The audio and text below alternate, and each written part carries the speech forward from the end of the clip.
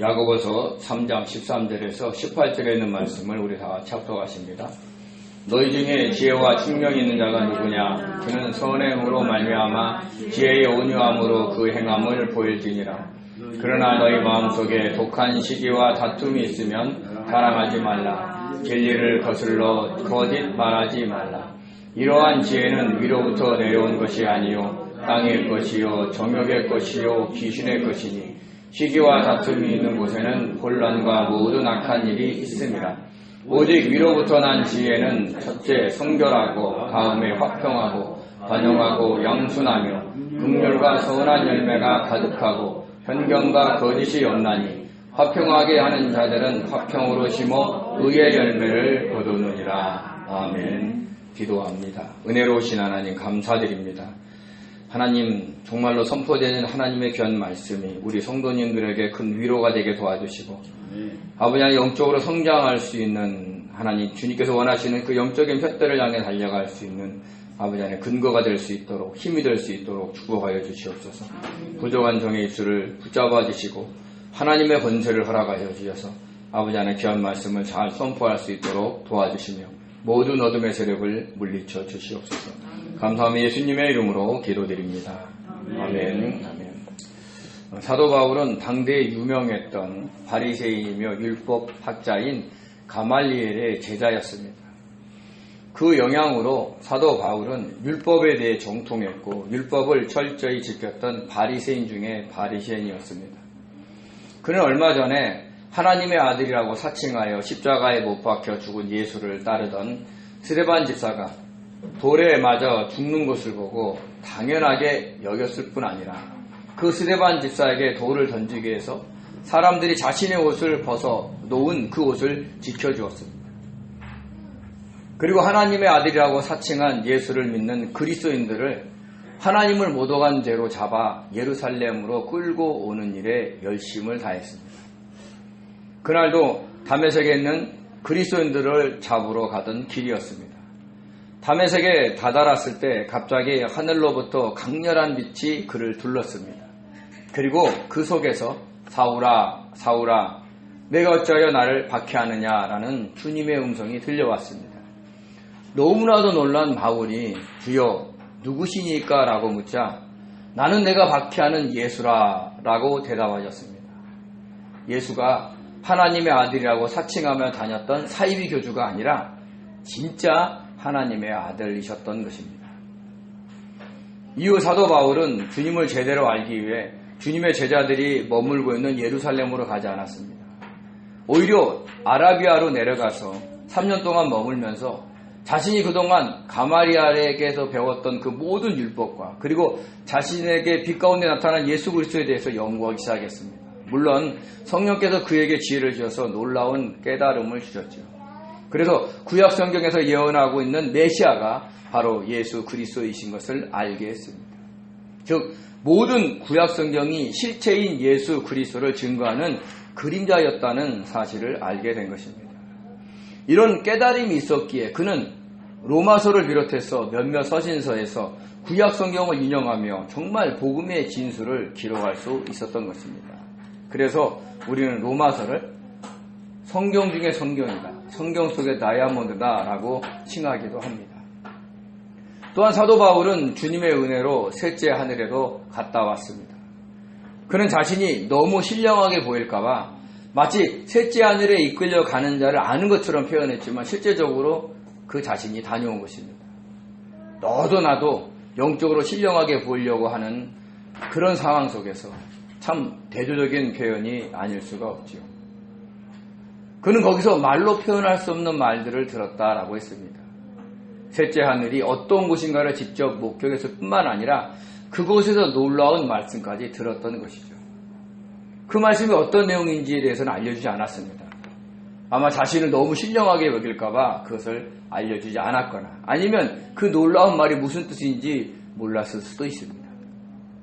이런 일이 있은 이후로부터 사도 바울의 삶은 완전히 달라졌습니다.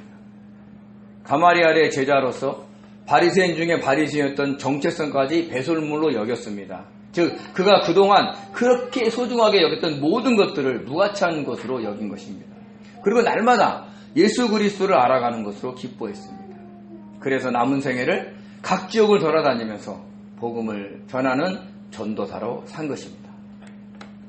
저와 여러분도 마찬가지입니다. 저와 여러분이 진짜 예수 그리스도를 만나면 우리도 그와 같은 바울과 같은 이 세상의 모든 것들을 무가치하게 여기면서 마치 내가 복음을 전하는 선교사로 가정에서 생활을 해야 되고 직장에서 생활을 해야 되는 거죠. 우리는 정말로 모든 지역에 파송되어 있는 선교사로 살아야 됩니다. 가정이라고 직장이라고 그냥 내가 편한 대로 살아서는 절대로 안 됩니다. 거기서 복음을 전하는 자로 살아야 됩니다. 그리고 그 사도 바울은 지금의 영적 상태를 만족하지 않고 주님께서 자신에게 준 영적 푯대를 향해 끊임없이 달려갔던 것입니다. 주님이 우리에게 준 영적 푯대는요, 이만하면 됐어라는 지점이 절대 없습니다. 예전에 제가 청계산 기도원에서 기도할 때 정말 나이 많으신 원로 목사님이 설교하시는 것을 들었습니다. 근데 그 목사님이 그러시더라고요. 평생 너무 많이 기도해가지고 요즘에는 기도할 필요가 없다는 거예요. 기도가 쌓여서 그걸로 다 대체된다는 거죠. 근데 그런 일은 없습니다. 그런 일은 없어요. 우리가 무슨 뭐 천주교도 아니고 공덕을 쌓아서 그 공덕으로 남은 생을 사는 게 아닙니다. 우리는 끝까지 가야 돼요. 왜? 우리는 언제든지 사단의 미혹을 받을 수 있는 연약한 존재이기 때문에 그렇습니다. 그래서 끝까지 달려가야 되고 죽을 때까지 달려가야 하는 것입니다. 그 이유는 그렇습니다. 왜냐하면 우리가 달려갈 그 푯대에 가는 길은 이 세상의 풍조를 거스르면서 올라가야 하기 때문에 그렇죠. 도도하게 거칠게 흐르는 이 세상의 풍조에 맞서지 않으면 그냥 휩쓸려서 떠내려가기 쉽기 때문에 끊임없이 달려가야 하는 겁니다. 여름철에 이렇게 강에서 거슬러 흘러내리는 강을 따라 거슬러서 수영을 해본 적이 있습니다. 아무리 바둥바둥해도 제자리에서 그냥 바로 움직이고요. 반대로 그 물결을 타고 나면 뭐 짖지도 않았는데 떠있기만 해도 그냥 아주 멀리 가거든요. 이 세상의 풍조의 그 흐름은 하나님과 만날 수가 없는 거예요. 정반대이기 때문에. 그래서 우리는 항상 깨어서 반대로 올라가야 된다는 것을 잊지 마시기 바랍니다. 근데 놀랍게도 이 세상의 풍기에 휩쓸려 떠내려가면서 그런 영적 사실을 인지하지 못한 채 자신은 주님을 잘 믿고 있다고 생각하는 성도들이 의외로 많다는 것입니다. 그것을 어떻게 할 수 있느냐? 그분의 심령의 변화가 없이 매일 그 상태로 삽니다. 어제의 모습과 오늘의 모습에 변화가 없어요. 속사람이 날마다 새롭게 되지도 않고요. 영이 성장 성숙하는 것에 관심도 없고 이 세상의 것에만 너무 집착하며 살아가는 모습을 보면 우리가 알 수 있습니다. 그래서 오래 주님을 믿었다 할지라도 말과 행동에 변화가 일어나지 않는다면 이 세상의 풍조에 휩쓸려 떠내려가고 있다고 보면 틀림이 없습니다. 그래서 믿는 자들이 이렇게 살아야 돼라고 자기들만의 도덕적인 기준과 사람의 도리만으로 내 이웃과 교인들을 판단하며 살아갑니다. 안타까운 것은 자신은 예수를 잘 믿는다고 착각하며 산다는 것이죠. 이 세상의 풍조의 흐름을 거스르며 올라가면서 영적인 푯대를 향해 달려가기 위해서는요, 이 세상에 물들어 있는 자기의 뜻을 내려놓아야 하고 욕심과 욕망을 포기해야 됩니다. 그리고 다른 사람을 나보다 낮게 여기며 섬기며 살아가려고 해야 됩니다. 가급적이면 할 수만 있으면 욕설과 비방은 하지 않으려고 해야 합니다. 사실 참 어렵습니다. 운전하다가 갑자기 끼어들면 갑자기 저도 모르게 욕이 나올 때가 있거든요. 그러니까 가급적이면 하지 말자는 거예요. 그리고 언제나 부드러운 말로 입술의 열매를 많이 맺는 삶을 살아야 하는 겁니다. 누구에게 정말 따진다 할지라도 어떤 것을 논리적으로 반박해야 한다 할지라도 할 수만 있으면 부드러운 말로 해야 하는 겁니다. 그러나 그 길은 쉽지 않습니다. 정말 어렵습니다. 그래서 우리의 힘과 능력으로 갈 수 없는 길이기 때문에 늘 주님의 뜻을 묻고 성령의 도우심을 요청해야 한다는 것입니다. 그러면 우리도 나중에는요, 사도 바울과 같은 고백을 할 수 있게 되는 날이 올 것입니다. 우리 디모데후서 4장 7절에서 8절 같이 읽겠습니다. 나는 선한 싸움을 싸우고 나의 달려갈 길을 마치고 믿음을 지켰으니 이제 후로는 나를 위하여 의의 면류관이 예비되었으므로 주 곧 의로우신 재판장이 그날에 내게 주실 것이며 내게만 아니라 주의 나타나심을 사모하는 모든 자에게도니라. 아멘. 이렇게 사도 바울처럼 선한 싸움을 싸우면서 우리에게 주어진 영적 표대를 향해 달려간다면 우리들도 사도 바울처럼 의의 면류관을 쓰게 될 것입니다. 믿음으로 믿음에 이르는 것이고요. 우리를 의롭다 하신 주님의 뜻을 온전히 이루어 드리는 것입니다. 그러므로 사도 바울처럼 이 길을 향해 달려가는 성도들이 바로 야고보 사도가 얘기하는 온전한 사람이 되려고 노력하는 성도들이라는 것을 잊지 마시기 바랍니다. 야고보 사도는 각 지역에 흩어져 있는 디아스포라 그리스도인들에게 온전한 것을 추구하는 자로 살아가라고 권면했습니다. 로마로부터 또 흩어져 정착한 그 지역의 지배사회와 주류사회로부터 오는 온갖 핍박과 박해를 그리고 미혹을 받고 있는 외로운 그들에게 세상적으로 인간적으로 격려와 위로하기보다는 오히려 주님 앞에 온전한 사람이 되려고 노력하라고 한 것입니다. 왜냐하면 그들은 영적 뼈대를 향해 달려간 후에 의의 면류관을 받아야 할 성도들이기 때문입니다. 마찬가지로 우리들도 똑같다는 거 잊지 마시기 바랍니다. 우리가 그냥 이렇게 살다가 인생을 마감하는 것처럼 보여도 우리는 각자에게 하나님이 주시는 주님이 허락하신 영적 푯대가 있다는 거 잊지 마세요. 그리고 그 길을 달려가는 건 우리의 사명입니다. 이 땅에 잘 살고 이 땅에 멋있게 사는 게 중요한 게 아니에요. 그래서 사도 바울이 모든 것을 내려놓고 그 길을 향해 달려가는 것처럼 우리도 그런 어떤 하나님을 향한 분명한 어떤 신앙의 고백을 하면서 영적으로 달려가야 될 줄 믿습니다. 그래서 여러 가지 시험을 당하거든 믿음의 시험인 줄 알고 모두 기쁘게 여기면서 인내를 온전히 이루라라고 했습니다.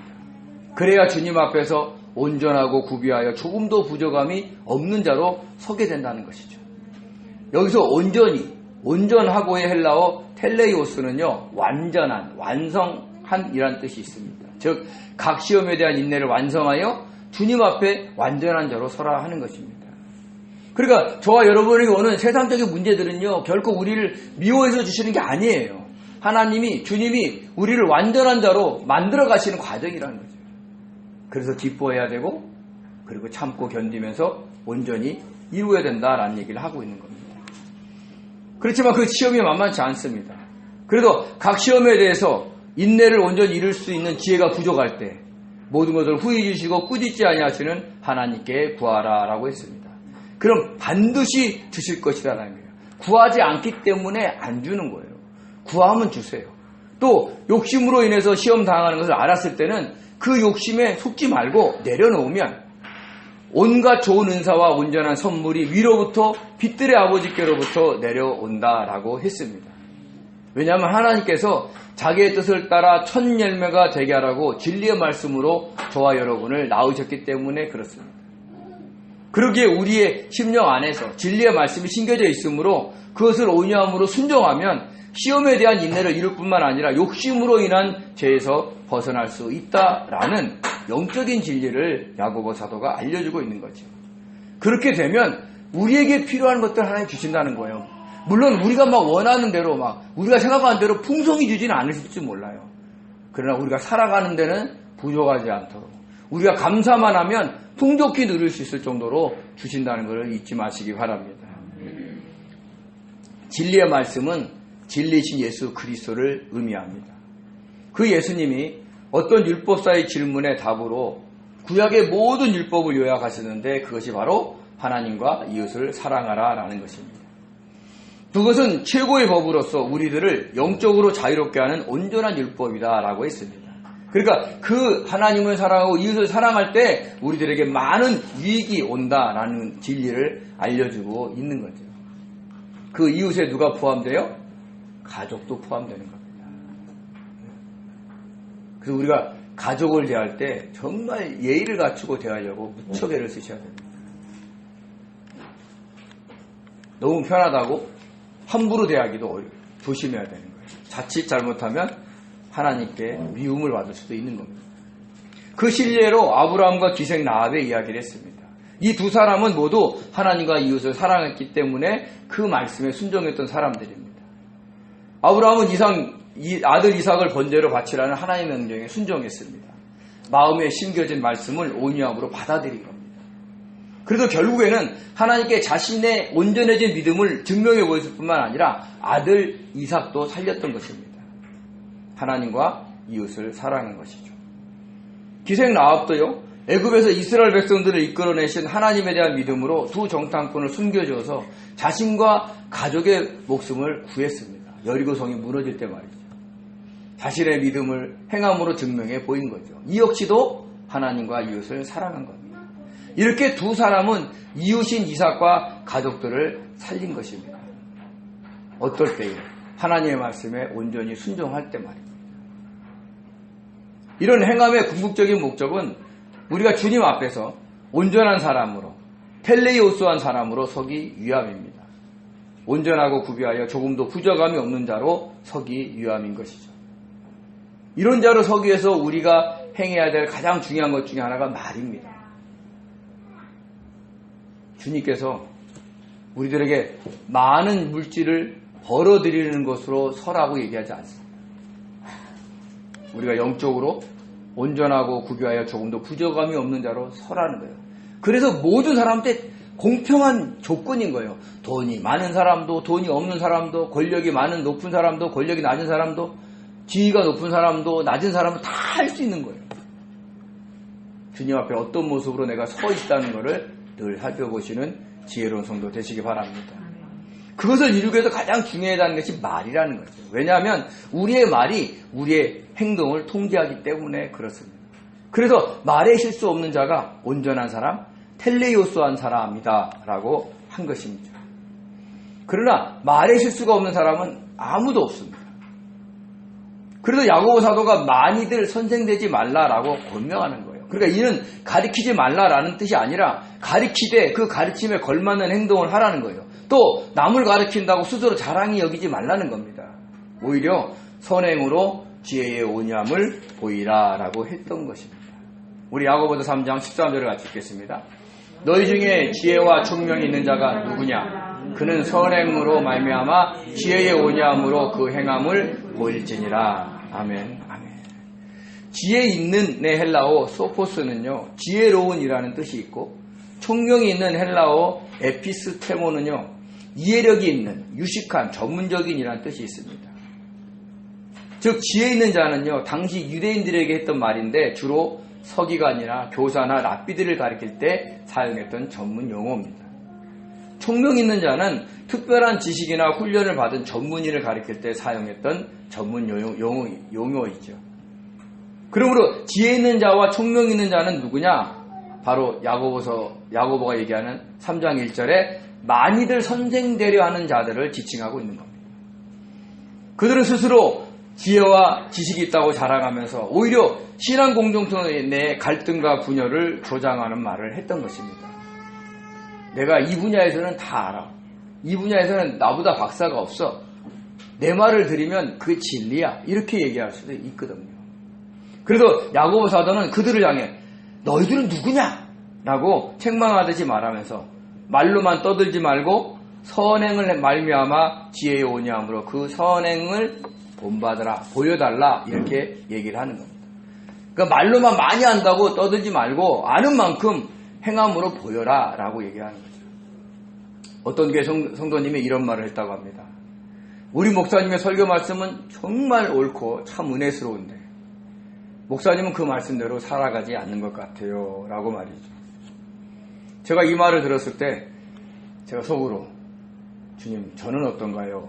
라고 질문을 한 적이 있습니다. 나는 과연 내가 전하는 말씀대로 살아가고 있는가? 성도님들은 저를 어떻게 평가하고 계십니까? 주님은 어떻게 평가하고 계실까요? 정말 두려운 일이 아닐 수가 없는 겁니다. 그러니까 전하는 자는 그 전하는 자의 무게가 있는 거예요. 앞에서는 이렇게 전하고 단상에 내려와서는 그와 반대되는 행동을 하고 그런다면 그 말에 힘이 있겠냐는 거죠. 이 말씀을 표준 세번역으로 한번 살펴보겠습니다. 한번 같이 읽어볼까요? 여러분 가운데서 지혜 있고 이해력이 있는 사람이 누구입니까? 그러한 사람은 착한 행동을 하여 그의 행실을 나타내 보이십시오. 그 일은 지혜에서 오는 온유함으로 행하는 것이어야 할 것입니다. 아멘. 지혜 있는 자, 총명 있는 자라고 자부하는 선생들에게 말로만 떠들지 말고 착한 행실을 보여달라라는 것입니다. 그것도 지혜에서 오는 온유함으로 행하는 것을 요구합니다. 왜냐하면 그들은 착한 행실을 하는 것도 자랑할 수 있기 때문에 지혜이신 주님의 뜻대로 주님처럼 온유하고 겸손하게 순종함으로 행동하는 것을 보여달라라고 얘기를 하는 겁니다.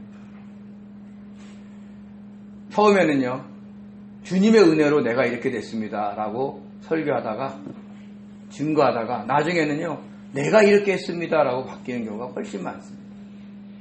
내가 기도해서 주님이 함께 하신 것처럼, 내가 무엇을 해서 주님이 역사하신 것처럼 우리가 주객이 전도되도록 우리가 말을 할 때가 있다는 것이죠. 정말 조심해야 되는 겁니다. 정말 복음을 전하는 사람이라면 주님의 뜻대로 주님처럼 온유하고 겸손하게 행동을 해야 합니다. 말의 실수가 없는 자들이 자신의 몸을 통제하듯이 자신이 전하는 말씀대로 자신의 몸을 통제하는 것을 보여줘야 합니다. 즉 온전한 사람이 되려는 노력을 해달라라는 얘기를 하고 있습니다. 또 너희 속에 독한 시기와 다툼이 있으면 자랑하지 말라라고 되어 있습니다. 우리 야고보서 3장 14절을 같이 읽겠습니다. 그러나 너희 마음속에 독한 시기와 다툼이 있으면 자랑하지 말라. 진리를 거스러 거짓말하지 말라. 아멘.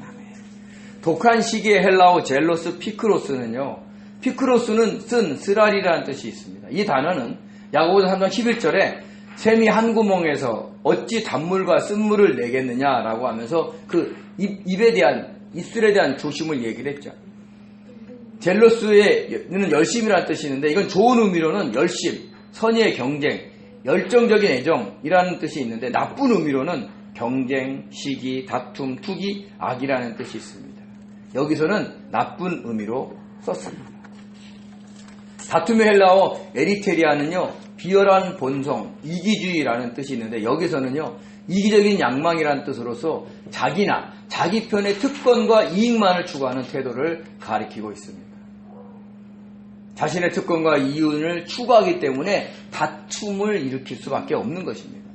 이렇게 신앙 공동체 안에 지혜 있는 자, 총명 있는 자로 선생 역할을 하는 사람들의 마음속에 다른 사람을 이기려는 시기심과 자기의 이익만을 추구하는 다툼이 일어난다면 너희를 자랑하지 말고 진리를 거슬려 거짓말하지 말라라고 이야기를 하는 거예요.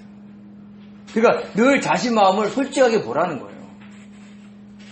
제가 이렇게 큰 교회 부교육자로 있으면 교구마다 경쟁을 해요. 그럼 꼭 시기와 다툼이 일어납니다. 어느 목사님이 어느 목사님보다 전도를 잘했다는 동. 참 그런 어떤 시기와 경쟁, 다툼을 일으키는 그런 목회는 정말 하지 않아야 되는 겁니다. 그러면서 그런 어떤 마음들이 있을 때 얼른 자신을 살펴서 자랑하는 걸 멈추고 진리를 제대로 전하라라고 얘기를 하는 것이죠. 자신을 자랑하면서 교회 내에 시기와 다툼이 일어날 수 있고 진리를 이용하여 거짓말로 자신의 목적을 이루려고 하기 때문에 시기와 다툼이 교회 내에서도 일어날 수 있다는 것입니다. 오늘날에도 목회자 중에서는요, 자신의 꿈을 이루기 위해서 마치 주님의 뜻이라고 하면서 헌금을 강요하기도 하고 자신의 말에 절대적으로 복종을 하고 그래야 복을 받는다고 거짓말을 하는 분들도 많습니다. 또 이단들은 어떻습니까? 자신의 교대를 확장하기 위해서 성경 말씀을 정말 자신의 교주를 우상하는 데 쓰고 있습니다. 그들은 처음부터 나쁘게 얘기하지 않아요. 대부분 맞아요. 근데 끝에 가도 달라요. 이단은요, 달을 이자 끝단을 써요. 끝에 가도 다르는 겁니다. 다 맞다 그러다 끝에 보혜사가 이만이다. 다 맞다가 재림주가 안상홍 씨다. 재림지가 통일교에 있는 문선명이다. 이렇게 얘기를 하는 겁니다. 그래서 조심해야 하는 것이죠. 이외에도 많은 이단들은 마치 진리를 전하는 선생인 양 행세하면서 거짓말로 속이면서 많은 사람들을 미혹하고 멸망의 길로 인도하고 있습니다. 지금도 피지에서 또 브라질에서 참 다양한 이단들이 성행하고 있더라고요. 정말 조심해야 됩니다. 그래서 교회에서 가장 경계해야 하는 것은 시기와 다툼입니다. 이것으로 분파가 생기고 분쟁이 일어나고 교회가 분열되기 때문입니다. 한국교회에 얼마나 많은 교단이 있고 교파가 있습니까? 장로교 안에도 합동과 통합과 있고 통합 안에도 또 무슨 측으로 굉장히 나눠지고 있어요. 왜 그럴까요? 시기와 다툼이 있기 때문에 그렇습니다. 교리적으로 달라서 헤어지는 것은 거의 없어요. 누가 더 얼마를 더 많이 가졌다든지 누가 무슨 지위에 올랐다든지 그런 것 때문에 다툼 때문에 나눠지는 경우가 훨씬 더 많다는 겁니다. 심지어 고린도 교회에서는 어떤 일이 생기냐면 성도들이 자신들이 좋아하는 목회자들을 따르면서 분열을 해요. 그러니까 사탄이 얼마나 다양하게 교묘하게 이용하는지 모릅니다. 우리 고린도전서 1장 12절을 같이 읽겠습니다. 내가 이것을 말하거니와 너희가 각각 이르되 나는 바울에게 나는 아볼로에게 나는 게바에게 나는 그리스도에게 속한 자라 한다는 것이니. 아멘. 3장 3절에서 4절입니다. 너희는 아직도 육에 속한 자로다. 너희 가운데 시기와 분쟁이 있으니 어찌 육신에 속하여 사람을 따라 행함이 아니리요. 어떤 이는 말하되 나는 바울에게라 하고 다른 이는 나는 아볼로에게라 하니 너희가 육의 사람이 아니리요. 아멘. 좋잖아요. 나는 어느 목사님이 좋아. 나는 어느 목사님이 좋아. 이런 거예요. 그게 나쁜 거예요? 근데 나쁜 거라는 얘기를 하는 거예요. 왜냐하면 다툼을 일으키기 때문에. 다 목사님마다 달란트가 있어요. 다 성도님들이 다 각각 다르기 때문에 어느 목사님의 설교가 자기에게 마음에 든 게 있는 거예요. 근데 모든 사람이 내가 좋아하는 목사님을 좋아해야 돼. 그렇게 얘기해서는 그런 건 말이 안 되는 겁니다.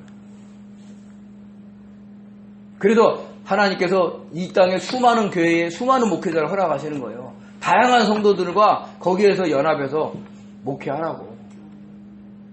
그래서 저에 대한 설교를 좋아하시는 분도 있고 싫어하시는 분도 있어요. 또 다른 목사님의 설교를 좋아하시는 분도 있어요. 자기에게 맞는 걸 찾아가는 겁니다. 그런데 문제는 뭐냐면 난 누구 좋아 이렇게 하다가 분열의 조짐이 있는 것을 사도 바울이 경계하고 경계했다라는 것을 잊지 마시기 바랍니다. 고린도후서 12장 20절을 같이 읽겠습니다. 내가 갈 때에 너희를 내가 원하는 것과 같이 보지 못하고 또 내가 너희에게 너희가 원하지 않는 것과 같이 보일까 두려워하여 또 다툼과 시기와 분냄과 당짓는 것과 비방과 수군거림과 거만함과 혼란이 있을까 두려워하고. 아멘. 갈라디아서 5장 20절입니다. 육체의 일은 분명하니 곧 음행과 더러운 것과 호색과 우상숭배와 주술과 원수 맺는 것과 분쟁과 시기와 분냄과 당짓는 것과 분열함과 이단과 투기와 술취함과 방탕함과 또 그와 같은 것들이 전에 너희에게 경계한 것 같이 경계하노니 이런 일을 하는 자들은 하나님의 나라를 유업으로 받지 못할 것이요. 아멘. 아멘. 좋은 의도든지 나쁜 의도든지 교회 내에서의 분열을 막아야 합니다. 분열은 신앙 공동체인 교회까지도 무너뜨릴 수가 있기 때문입니다. 그래서 야고보 사도는 선생들을 향해서 자신의 이익을 위해 시기와 다툼이 일어나거든 자신의 입을 막고 자랑하지 말고 진리를 거슬려 거짓말하지 말라라고 경고를 한 겁니다. 자칫 교회까지 무너뜨릴 수 있기 때문이죠. 그런 것들은 하늘에서 오는 지혜가 아니라는 거예요. 그러니까 이 땅의 것을 추구하기 때문에 생기는 지혜이기 때문에 그 지혜는 하늘에서 온 것이 아니다라고 분명하게 이야기를 한 것입니다. 우리 야고보서 3장 15절에서 16절을 같이 읽겠습니다. 이러한 지혜는 위로부터 내려온 것이 아니요 땅 위의 것이요 정욕의 것이요 귀신의 것이니 시기와 다툼이 있는 곳에는 혼란과 모든 악한 일이 있음이라. 아멘. 자기를 지혜롭고 총명하다고 여기며 똑똑하다고 많이 한다고 자랑하는 그 지혜는 그가 복음을 전하는 선생이라 할지라도 땅 위의 것이고 정욕의 것이고 나중에는요 귀신의 것이다라고 하는 거예요. 땅 위의 것의 헬라어 에피게이오스는요 땅에 존재하는, 땅에 속하는, 땅에라는 뜻으로서 이 땅의 것에만 집착하고 살아가는 상태를 의미합니다. 즉 이 세상의 풍기에 흘러가는 대로 세상의 논리대로 흘러가면서 자기중심적으로 또 물질 만능주로 살아갈 수 있다는 거예요. 누구도, 목회자들도 말입니다. 정욕의 것의 그 푸시케코스는요, 혼의, 육적인, 천성적인이라는 뜻이 있는데 그냥 육신적으로 살아가는 거예요. 그냥 육적으로 좋으면 좋은 대로, 나쁘면 나쁜 대로 살아가는 거죠.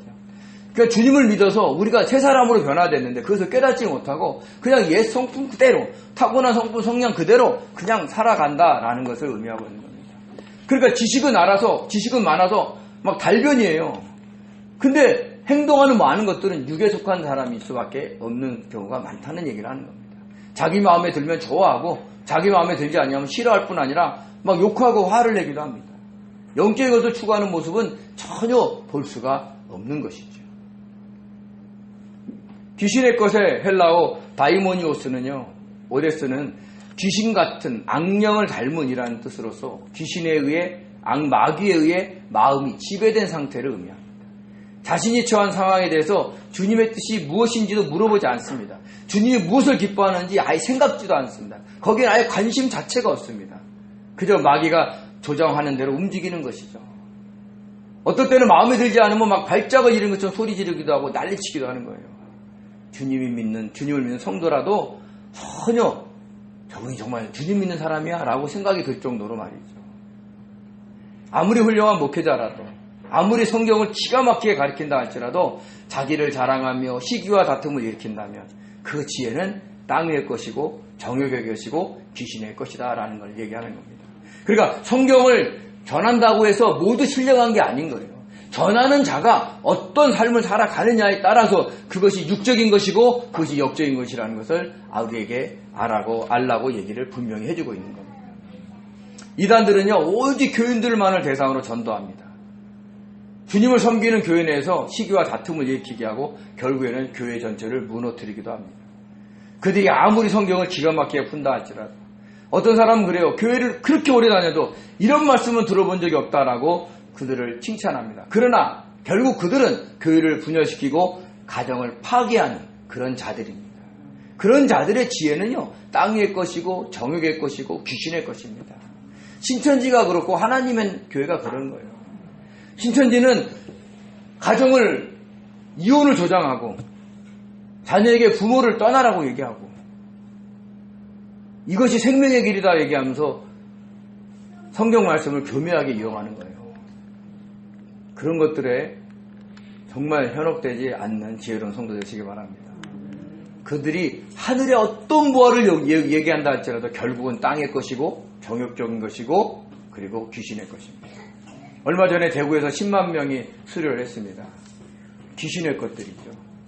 왜냐하면 신천지는 14만 4천 명이 되면 구원받는다고 그랬어요. 이 땅이 마지막에 온다고 그랬어요. 근데 지금 너무 교세가 커졌어요. 근데 지금 뭐라는지 아십니까? 성경 공부를 수료한다든지 아니면 이마에 인을 맞는 사람이 돼야 된다는 거예요. 자기들만 사람의 이마에 인 맞은 걸 볼 수 있다는 거죠. 구원파가 그래요. 당신들 구원 날짜 알아 몰라?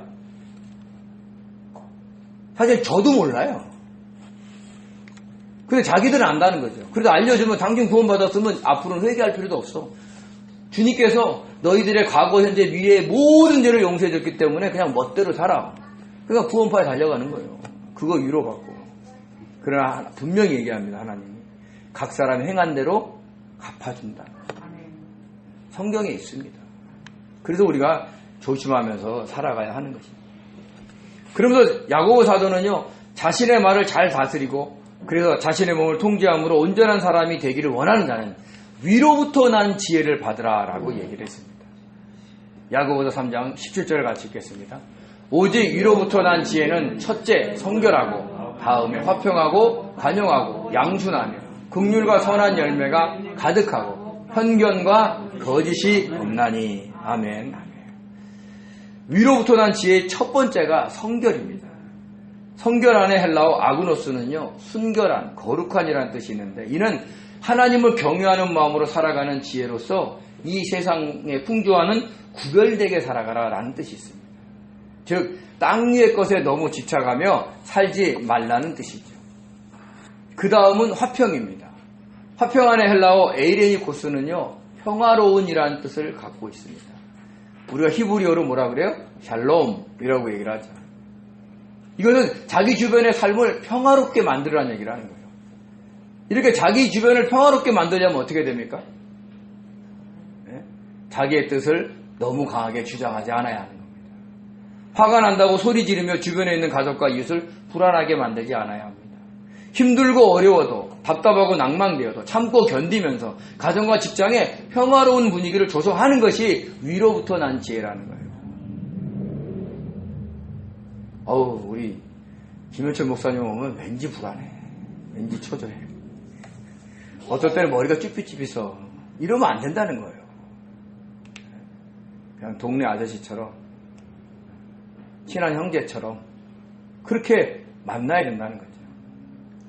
관영안의 헬라어 에피에이케스는요, 온순한, 온화한, 온유한, 친절한, 참을성 있는 이라는 뜻이 있는데, 이것은 온화하고 부드러운 태도로 부드럽게 말을 하는 것을 얘기합니다. 참으면서 부드럽게 사람을 대할 줄 알아야 된다라는 뜻을 갖고 있습니다.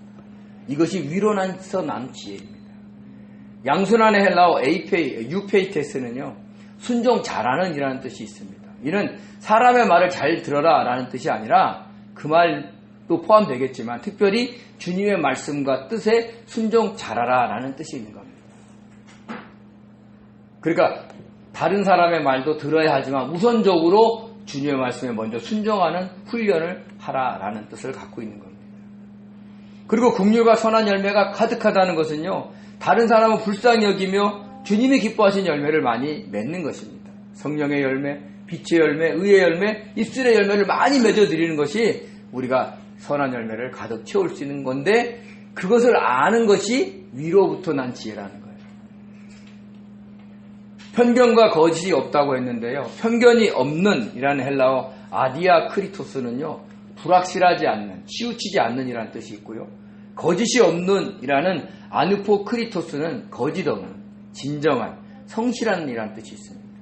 즉 분명하고 거짓이 없는 삶을 살아라는 얘기를 하는 겁니다. 근데 여러분, 제가 자꾸 이단을 얘기해서 죄송하지만 신천지는요, 사람을 현혹하기 위해서 얼마든지 거짓말하라는 거예요. 그래서 하는 말이 내가 어제 꿈에 주님이 너를 보여주셨어. 그래도 나는 만나야 돼. 그 뻔뻔한 거짓말이에요. 천주교에서 예수회라는 조직이 있습니다. 지금도 왕성하죠. 그 처음에 예수회가 종교개혁 때문에 천주교가 교세가 기울었을 때 그 천주교 사제들이 그 예수회를 만나서 비밀 조직을 했었어요. 근데 그 예수회는요, 교황을 위해서는요, 거짓말을 해도 된다는 것이 지침에 나와 있어요. 그건 위로부터 난 지혜일까요? 이 땅의 지혜일까요? 이 땅의 지혜입니다. 왜 초대교회 성도들이 너 예수를 부인하면 내가 살려줄게 그러는데 왜 부인 못하고 그렇게 핍박받고 짐승의 먹이가 돼서 죽었을까요? 거짓을 얘기하지 않았기 때문에 그런 거예요. 그것이 중요합니다. 그러므로 말을 통제하여 온전한 사람이 되려는 사람은 이와 같이 위로난 지혜를 받아야 합니다. 그래서 3장 17절에 나와 있는 위로난 지혜를 배우시기 바랍니다. 다음 주에 시험을 보겠습니다. 쪽지 시험을 보든지 아니면 암송하라고 할지도 모릅니다. 그것은요, 하나님을 경외하는 마음으로 이 땅의 것과 구별되는 거룩한 삶을 살면서 자기 주변을 평화롭게 유지하고 항상 다른 사람에게 부드럽고 온화하게 대하면서 주님의 말씀을 우선적으로 순종하면서 이웃을 사랑하는 것입니다. 그리고 늘 다른 사람을 불쌍히 여기면서 행동하며 선한 열매를 맺을 뿐 아니라 다른 사람을 대할 때 이 사람은 이렇게 잘 대해주고 저 사람은 못 대해주고 치우치지 말고 거짓 없이 진실하게 대해야 됩니다. 그래야 온전한 사람이 될 수 있고 자신에게 주어진 영적 푯대를 향해 달려갈 수가 있는 겁니다. 이런 것들이 자신의 말과 행동으로 나타나야 위로난 지혜를 받아 살아가는 사람이 되는 것입니다. 그러므로 모든 것들이 우리가 정말 여기 위로난 지혜들이 하나가 돼서 우리가 이루는 것들을 우리가 관심을 가져야 되는 거죠. 그래서 야고보 사도는 이 위로난 지혜가 우리 몸에, 우리 삶에 표면적으로 나타난 것을 딱 한마디로 정의했는데 바로 3장 17, 18절입니다. 같이 한번 읽어볼까요? 화평하게 하는 자들은 화평으로 심어 의의 열매를 거두느니라. 아멘. 아멘. 주님이 이 땅에 오셔서 한 일 중에 가장 큰 일이 뭡니까? 십자가에 못 박혀 죽으신 겁니다. 그것으로 인해서 지성소의 휘장이 위에서부터 아래로 갈라지고 우리가 직접 하나님께 나가 기도할 수 있는 화평의장이 열린 겁니다. 그러므로 자신이 지혜롭고 총명하다고 생각된다면 자신의 모든 것을 십자가에 못 박으시기 바랍니다. 뜻도 욕심도 바램도 그리고 자신이 머무는 곳에 시기와 다툼이 사라지고 평화가 임하고 있는지를 늘 살펴보시기 바랍니다. 만약에 시기와 다툼이 있고 분쟁과 싸움이 있고 원망과 불평이 있다면 다른 사람들과 환경을 핑계 삼지 말고 자신을 돌아보시기 바랍니다.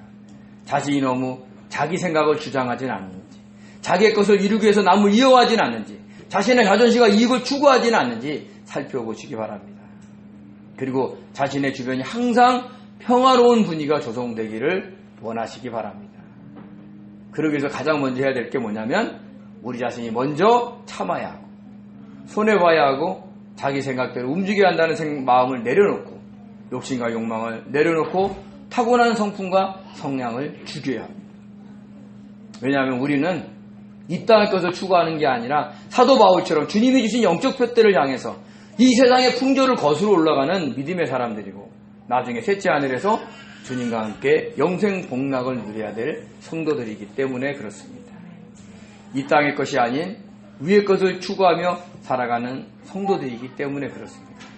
그러니까 날마다 우리는 내가 정말 이 땅의 지혜로 살아가는지 아니면 위로부터 난 지혜로 살아가는지를 잘 점검하시면서 주님이 원하시는 그 온전한 길, 그 영적인 둯대를 향해서 쉼없이 달려가는 복된 성도 되시기를 예수님의 이름으로 축원드립니다. 기도하겠습니다. 은혜로우신 하나님 아버지 감사드립니다. 저희들에게 깨닫는 마음을 허락하여 주셔서 주님이 원하시는 것이 무엇인지를 알게 도와주시고 주님이 지금도 위에서 지극히 내려주시는 그 지혜들을 아버지 하나님 받아 누릴 수 있는 사람들 될 수 있게 도와주시옵소서. 하나님은 정말 하늘에서 놀라운 이런 지혜를 주어주시는데 우리는 이 땅의 것을 소유함으로 꽉 쥐고 있으므로 손을 펴지 않아서 아버지 그 지혜를 받아 누리지 못합니다. 아버지 우리 안에 화평이 있습니까? 우리 주변에 평화가 있습니까? 늘 살펴보시면서 주님께 영광 돌려드리는 복된 삶 살 수 있도록 축복하여 주시옵소서. 감사하며 예수님의 이름으로 기도드립니다. 아멘.